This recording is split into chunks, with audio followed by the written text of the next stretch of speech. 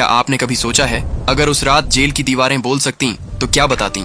वो रात जब आकाश में बिजली चमकी, यमुना जी की लहरें उठी और एक बालक का जन्म हुआ जिसकी हंसी ने पूरी सृष्टि की किस्मत बदल दी। लेकिन उस रात एक ऐसा रहस्य भी जन्मा जिसे आज तक कोई नहीं समझ पाया। हजारों साल पहले मथुरा के उस अंधेरे कारागार में भारी बारिश हो रही थी। कंस की जेल के बाहर बिजली की चमक और अंदर देवकी की आंखों में आंसू। हर धड़कन के साथ उसकी सांसें तेज हो रही थीं। वासुदेव की हथेलियों में पसीना, लेकिन मन में विश्वास। देवकी, ये समय डरने का नहीं है। वासुदेव के ये शब्द जैसे देवकी के दिल की धड़कन को सहारा दे रहे थे। अचानक आकाश में बिजली कड़की और उसी पल एक कोमल रोशनी पूरे कारागार में फैल गई। वो कोई साधारण रोशनी नहीं थी, जैसे स्वयं विष्णु का तेज उतर आया हो। देवकी के गोद में एक नन्हा शिशु, नील वर्ण, कमल जैसी आंखें, होंठों पर हल्की मुस्कान और माथे पर चमकता चंद्राकार तिलक, जैसे संसार रुक गया हो। लेकिन दोस्तों, इस जन्म के साथ एक सवाल भी जन्मा। क्या यह बालक सच में भगवान है या एक ऐसा रहस्य जिसे इंसान समझ ही नहीं सकता? वासुदेव ने बच्चे को टोकरी में रखा।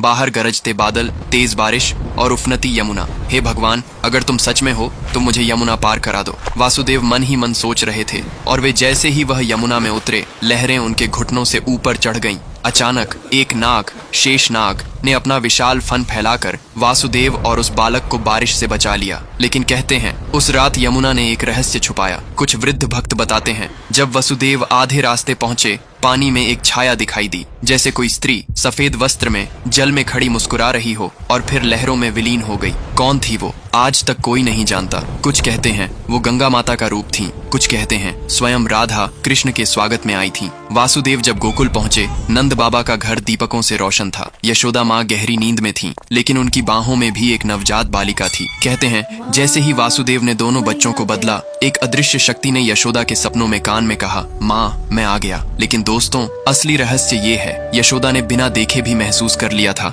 कि उनके गोद में अब जो बालक है वो कोई साधारण बच्चा नहीं। और तभी से जन्माष्टमी के दिन मथुरा वृंदावन में रात को मंदिरों में दीपकों की कतार, भजन की धुन और गोपियों की नृत्य मुद्राएं मनाया जाता है। कुछ श्रद्धालु कहते हैं रासलीला के बीच एक क्षण आता है जब सभी नर्तक रुक जाते हैं और लगता है जैसे मुरली की असली धुन सुनाई दी हो। देश में जन्माष्टमी हर शहर में अलग अलग तरीके से मनाई जाती है। जैसे महाराष्ट्र में दही हांडी का रोमांच होता है, सैकड़ों युवा ऊपर बंधी मटकी को ताड़ते हैं। लेकिन एक साल ऐसा हुआ कि हांडी तोड़ी ही नहीं जा सकी, क्योंकि जैसे ही आखिरी लड़का ऊपर पहुंचा, हवा में अचानक मुरली की आवाज आई और सब नीचे बैठ गए, भजन गाने लगे। मणिपुर में रसलीला का आध्यात्मिक रूप होता है। यहाँ का रसलीला सिर्फ नृत्य नहीं, ध्यान है। कहते हैं अगर आप इसे पूरे मन से देखें तो कुछ क्षणों के लिए समय रुक जाता है। एक बुजुर्ग महिला जो हर साल कहती हैं कि जन्माष्टमी की रात उनके आंगन में छोटे छोटे पद चिन्ह दिखाई देते हैं। एक छोटा बच्चा जो कहता है, मैंने सपना देखा, कृष्ण ने मुझे लड्डू खिलाया। ये किस्से सच हैं या श्रद्धा की ताकत? यही तो इस कहानी का रहस्य है।